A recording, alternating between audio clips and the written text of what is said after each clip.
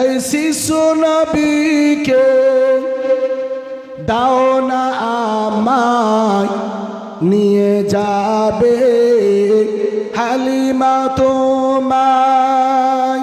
জোরে বলুন সুবহানাল্লাহ, প্রাণ খুলে বলুন সুবহানাল্লাহ। এই শিশু নবীকে দাও না আমায় নিয়ে যাবে হালিমা তোমায়। আরে শত শত উটনি মক্কা এলো, জীর্ণ গাধা নিয়ে হালিমা এলো। শত শত উটনি মক্কা এলো, জীর্ণ গাধা নিয়ে হালিমা এলো। হালিমা তোমার দেখা নাই আর, তোমার কোলে শিশু নবীরা। ও নবী, নবীজি আমার। এই শিশু নবীকে, এই শিশু নবীকে দাও না আমায় নিয়ে যাবে হালিমা তোমায়। আরে সত্যের আলো নিয়ে এলো মক্কায়, বাতিল বিদায় গেল নবীর ছোঁয়ায়। সত্যের আলো নিয়ে এলো মক্কায়, বাতিল বিদায় গেল নবীর ছোঁয়ায়। বেদিনেরা কয় পূজা নাহি হয়, মক্কাতে আল আমিন রায়। ও নবী, নবীজি আমার। এই শিশু নবীকে, এই শিশু নবীকে দাও না আমায় নিয়ে যাবে হালিমা তোমায়। আরে মদিনাবাসীর খুশির মতো মোদের কোলে নূরের বাদল। মদিনাবাসী খুশির মতো মোদের কোলে নূরের বাদল। পাবো কি এমন তোমায় করিব যতন। ও নবী, নবীজি আমার। ও নবী, নবীজি আমার। এই শিশু নবীকে, এই শিশু নবীকে দাও না আমায় নিয়ে যাবে হালিমা তোমায়। রে শত শত উটনি মক্কা এলো, জীর্ণ গাধা নিয়ে হালিমা এলো। হালিমা তোমার দেখা নাই আর, তোমার কোলে শিশু নবীর। ও নবী, নবীজি আমার। রাসূলুল্লাহ সাল্লাল্লাহু আলাইহি সাল্লাম আম্মা জান মা হালিমা বলেন, আমি যখন তায়েফের জমিন থেকে মক্কা জমিনে এসে পৌঁছালাম, মক্কার তামাম শিশুরা তায়েফের নারীরা নিয়ে চলে গেছেন আনাচে খানাচে অলিতে গলিতে। আমি সর্বত্র খবর নিলাম, একটাই মাত্র বাচ্চা যার বাপ বেঁচে নাই। এতিম যারা, অসহায় যারা, তাদের প্রতি মানুষের অবহেলা, অবদলিত সদা সর্বদাই সব জায়গায়। এতিমের জন্য মানুষ এতিমকে সেরকম ভ্রুক্ষেপণ দেয় না। রাসূলুল্লাহ সাল্লাল্লাহু আলাইহি ওয়াসাল্লাম বলেছেন, যেই ব্যক্তি এতিমের মাথায় হাত বুলাবে, মাথায় যত পশম থাকবে, চুল থাকবে, তত পশম সম পরিমাণ নেকি আল্লাহ পাক তার আমলনামা দেবে। জোরে বলুন সুবহানাল্লাহ, জোরে বলুন সুবহানাল্লাহ। নারী থাকবে। কথা কি বুঝতে পারছেন? এই প্রিয় ভাইরা বুঝতে পারছেন? নবীজি সাল্লাল্লাহু আলাইহি ওয়াসাল্লাম দুধমা হালিমাতুস সাদিয়া তিনি ইধারে উধারে ঘুরে পরিশেষে স্বামীর কাছে গিয়ে বলে, স্বামী আমার সমস্ত বাচ্চা আমার এলাকার কওমের মানুষেরা নিয়ে চলে গেছে, একটি বাচ্চা আছে যার বাপ নেই। সেই বাচ্চা আমরা খালি হাতে না ফিরে সে বাচ্চাটাকে যদি নিয়ে যাই, এতিমের প্রতি যদি দয়া আর স্নেহ দেখায়, যদি আল্লাহর রহমত আমাদের প্রতি নাজিল হয়। তবে এতিম বাচ্চাটাকে আমরা নিয়ে যাব, খালি হাতে ফিরবো না।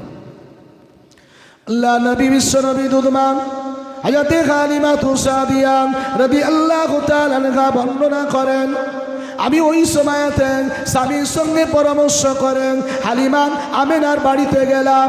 আমেনার বাড়িতে যখন গেলাম, শিশু মোহাম্মদুর রাসূলুল্লাহ 15 মাত্র দিনের বয়স, মাত্র 15টা দিন হয়েছে জন্ম হওয়া। শিশু নবী মোহাম্মদুর রাসূলুল্লাহ মা হালিমা বর্ণনা করেন, আমেনার কোলে পূর্ণিমার চাঁদ যেন নেমে এসেছে। আমি হালিমা শিশু মোহাম্মদুর রাসূলুল্লাহ সাল্লাল্লাহু আলাইহি সাল্লামের কাছে যাবার মাত্রই আমাকে মনে হচ্ছে আগে থেকে চেনে, আগে থেকে আমার সঙ্গে মনে হয় পরিচয় আছে। আমি হালিমাকে দেখে শিশু মুস্তাফা মুচকি মুচকি হেসে গেল। আমি হালিমা, আমি আমার 2 হাতটাকে বাচ্চার দিকে প্রসারিত করলাম নিজের বুকে তোলার জন্য, নিজের কোলে তোলার জন্য। ওই সময়তে আমার শিশু নবী মুহাম্মদুর রাসূলুল্লাহ হালিমা বর্ণনা করেন, আমার দিকে 2 হাতটা আমেনার কোল থেকে আমার দিকে প্রসারিত করলো। আমি যেমন হাতটা বাড়ালাম, মুহাম্মদুর রাসূলুল্লাহ তিনিও আমার দিকে হাতটা বাড়ালো। আমি হালিমা, আমার বুকের দুধ ছিল না, শুকিয়ে গিয়েছিল। আমি হালিমা ওই মুহাম্মদুর রাসূলুল্লাহকে বুকে তোলার খাতিরে আমার আল্লাহর রহমতের দরওয়াজা, বরকতের দরওয়াজা আমি হালিমার জন্য খুলে গেল। জোরে বলুন সুবহানাল্লাহ, আরো জোরে বলুন সুবহানাল্লাহ। হালিমা বলছেন, আমার বুকের 1 ফোঁটা দুধ ছিল না, দুর্বল গাধাটা অচল হয়ে পড়েছিল, দুর্বল উটনি একেবারে অচল। আমি হালিমা বাচ্চা বুকের নেওয়ার সাথে সাথে আমার স্তনের দুধ পরিপূর্ণ হয়ে গেল।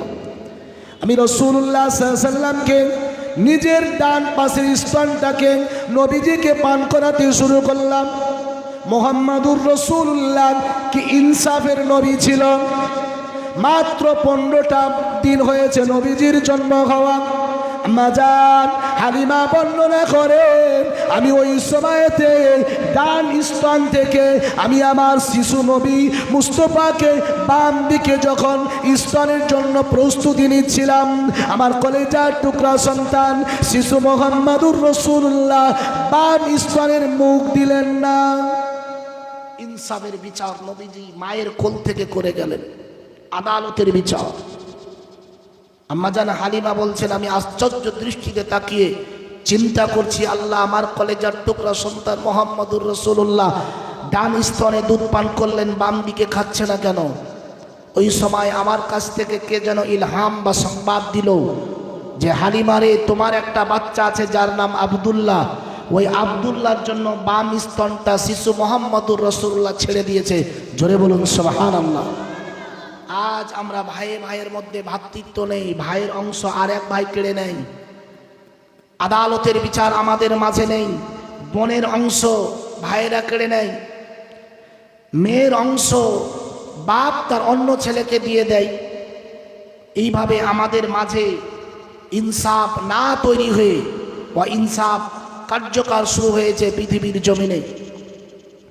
আমাদের অকাপ সম্পত্তি ভারতের সরকার নরেন্দ্র মোদী যেমনটা গত রাত্রিতে পাস করিয়ে ফেলেছে, যেই সম্পত্তিটা আল্লাহ পাকের নামে আমরা হেবা করেছি, আল্লাহ পাককে আমরা হাওয়ালা করেছি, আল্লাহর রাস্তায় দান করে দিয়েছি, সেই সম্পত্তি আমাদের কেড়ে নেওয়ার বিল পাস করে ফেলেছে। ইনসাফ আদালত পৃথিবীর কোথাও কোনো জায়গায় সঠিকভাবে কার্যকারী হচ্ছে না। বাড়ি থেকে নিয়ে বিশ্ব পর্যন্ত কোথাও কোনো জায়গায় ইনসাফের বিচার হচ্ছে। নবীজি সাল্লাল্লাহু আলাইহি ওয়াসাল্লামের দুধমা হালিমাতুস সাদিয়া বলছেন, আমি কলেজার টুকরা সন্তানকে বুকে তোলার সাথে সাথে আমার স্তনের বুকের দুধ পরিপূর্ণ। আমি লক্ষ্য করছি আমার দুর্বল উটনিটা সবাল হয়ে গেছে, তার বাঁট থেকে টপ টপ করে দুধ পড়ছে। হালিমা বর্ণনা করেন, আমি আমার স্বামীকে বললাম, স্বামী আমার উটনির দুধ স্পষ্ট পরিপূর্ণ হয়ে গেছেন। দুধ দহন করলেন হযরতে হালিমার স্বামী নবীজি সাল্লাল্লাহু আলাইহি ওয়াসাল্লামের দুধ মা হালিমা বলেন, আমি পান করলাম, আমার স্বামী পান করলো, আমেনাকে দিলাম, আমেনা পান করলাম। আখিরি জামানার নবীকে এবারে নিজের বুকের উপরে জড়িয়ে ধরে আমেনার কাছ থেকে মক্কা থেকে তায়েফের দিকে রওনা